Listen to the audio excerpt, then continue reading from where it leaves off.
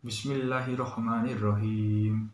Alhamdulillahilladzi arsala rasulahu bil huda wal dini haq liyudhhirahu 'alal dini kulli wa kaffa billahi sayyida. Asyhadu an la ilaha illa wa asyhadu anna Muhammadar Rasulullah. Amma ba'd. Bapak Hanif sebagai guru pendidikan agama Islam yang saya hormati dan teman-teman yang saya cintai karena Allah Subhanahu wa taala. Yang pertama, mari kita panjatkan puja dan syukur kepada Allah yang Maha Kuasa yang telah memberikan kita keselamatan dan kesehatan di tengah pandemi ini. Tidak lupa, mari kita mengucapkan sholawat dan salam pada Nabi Muhammad SAW agar kita mendapat syafaatnya besok di akhirat nanti. Teman-teman, perkenalkan pada hari ini saya akan menyampaikan ceramah dengan tema meneladani akhlak Nabi Muhammad SAW.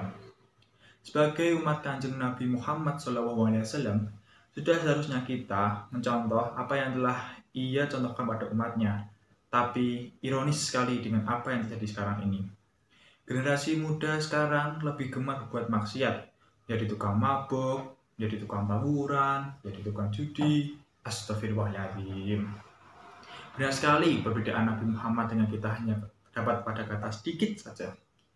Jika Nabi sedikit makan, kita sedikit-sedikit makan. Jika Nabi sedikit-sedikit membaca Al-Quran, kita sedikit sekali membaca Al-Quran. Jika Nabi sedikit-sedikit bersedekah, kita malah jarang atau tidak bersedekah. Astagfirullahaladzim. Maka dari itu, mari kita teladani kisah Nabi Muhammad yang bisa menginspirasi kita untuk berakhlak menjadi yang lebih baik. Teman-teman yang saya cintai, salah satu keberhasilan Rasulullah dalam menyebarkan agama Islam ialah dengan menggunakan akhlak. Tidak pernah dia membujuk orang dengan hartanya. Tidak pernah dia mengancam orang untuk masuk Islam. Dakwah beliau menggunakan akhlak, sebagaimana ada dalam hadis riwayat Ahmad. Innama bu'itsu liyutamima makarimal akhlak. Sesungguhnya aku diutus hanyalah untuk menyempurnakan budi pekerti yang luhur. Teman-temanku yang dimuliakan Allah, dulu ada seorang Yahudi yang selalu meludahi Nabi dikala beliau berangkat ke masjid. Hingga suatu hari, Yahudi tersebut tidak datang untuk meludahi Nabi. Nabi heran, kemana orang yang selalu meludahiku? Dicarinya Yahudi tersebut hingga ada sahabatnya bertanya, "Ya Rasul, sedang apa kau di sini?" Rasul menjawab, "Sedang mencari orang." "Siapa ya Rasul?" "Orang yang selalu meludahiku." "Di mana dia?" "Sakit ya Rasul." "Sakit apa?" "Demam ya Rasul." Setelah mengetahui kabar tersebut, Nabi Muhammad pergi ke masjid. Sepulang dari masjid, Nabi pun pergi ke pasar untuk membeli buah-buahan dan roti dan kemudian berjalan ke rumah Yahudi tersebut untuk menjenguknya. "Assalamualaikum," kata Nabi Muhammad. "Siapa ya?" tanya Yahudi tersebut.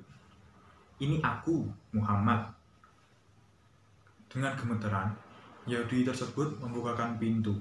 Alangkah terkejutnya dia melihat Nabi Muhammad membawa buah-buahan dan roti yang kemudian diberikan kepada dia. "Dari kemarin hingga saat ini belum ada seorang teman yang menjengukku. Kau tiap hari yang kuludahi datang menengokku, tiada benci di hatimu. Sungguh mulia akhlakmu Muhammad.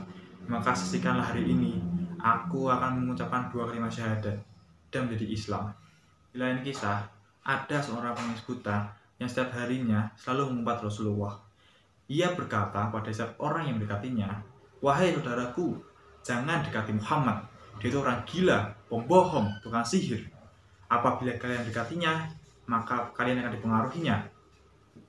Tiada hal lain yang dilakukan si buta setiap hari kecuali mengadakan tangan dan mengumpat meneriakkan kata-kata itu berulang kali. Namun demikian, setiap hari di waktu pagi selalu ada seseorang pria yang mendatangi pengemis itu dengan membawakannya makanan. Dan tanpa berucap sepatah kata pun, pria itu selalu menyuapkan makanan yang dibawanya kepada pengemis buta itu. Suatu ketika, pria yang biasanya datang memberinya makan tidak lagi datang kepadanya. Pengemis buta itu semakin hari semakin lapar dan bertanya-tanya dalam dirinya, apa yang terjadi terhadap pria tersebut. Sampai suatu pagi, ada seorang pria mendatanginya dan memberikannya makanan. Namun, Ketika pria itu menyuapinya, si pengemis buta itu marah sambil merangkak, "Siapa kamu? Engkau bukan orang yang bisa mendatangiku." "Aku adalah orang yang biasa," ujar pria itu. "Tidak mungkin, engkau bohong," kata si pengemis buta itu. "Sebab apabila dia datang padaku, tidak susah tangan ini untuk memegang dan tidak susah mulut ini untuk mengunyah." Sebab pengemis buta itu lagi. Mendengar jawaban si pengemis buta itu, pria tadi tidak dapat menahan air matanya. Dia menangis sambil berkata, "Aku memang bukan orang yang biasa datang padamu.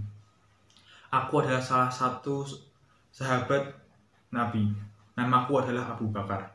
Orang mulia yang biasa memberimu makan itu telah meninggal. Dia adalah Muhammad SAW. Kasih sayang beliau tidak sebatas terhadap manusia, namun juga kepada hewan dan tumbuhan.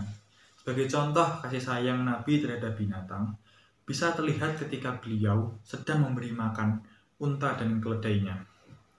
Dielus-elus dan diusap-usap badan dan kepala binatang itu. Keduanya betul-betul jinak kepada Nabi Muhammad.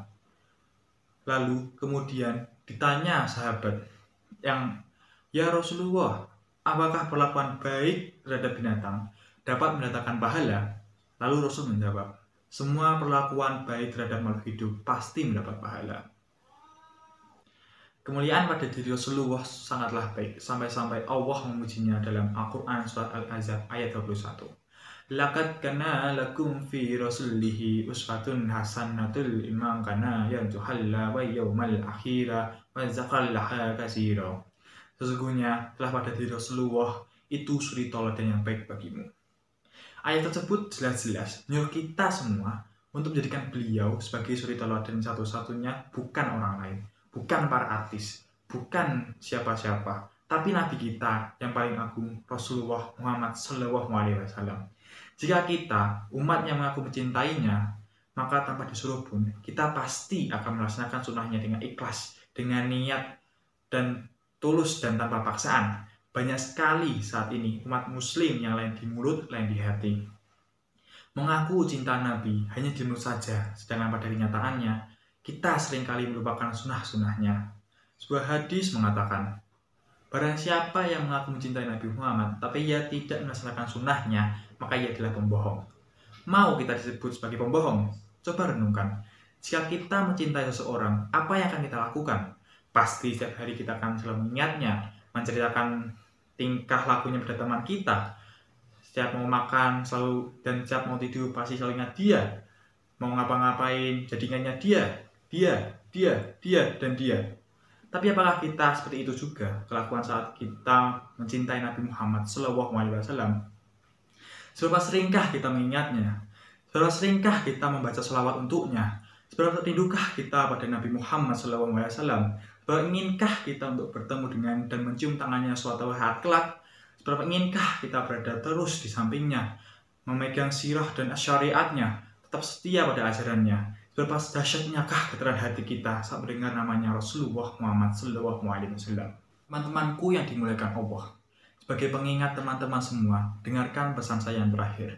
Sebagai umat beliau, marilah kita meniru, marilah kita meneladani, marilah kita mencontoh, marilah kita jadikan uswatun hasanah akhlak beliau yang mulia sebagai teladanan kita di kehidupan sehari-hari. Demikianlah serama yang saya sampaikan pada kesempatan kali ini. Mudah-mudahan bermanfaat bagi kita semua sebagai bahan renungan dan pembelajaran. Kalimantan panjang sungainya. Di Jawa Barat ada angklung. Sekian dulu ceramahnya. Selain waktu kita sambung. Assalamualaikum warahmatullahi wabarakatuh.